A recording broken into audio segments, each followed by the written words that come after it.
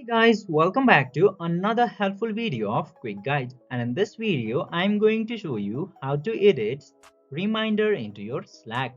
So without any further ado, let's dive right into this exciting video. Now, in order to edit the reminders into your Slack, you just simply have to open your Slack application at first. And after opening your Slack application, you will get to see this home page.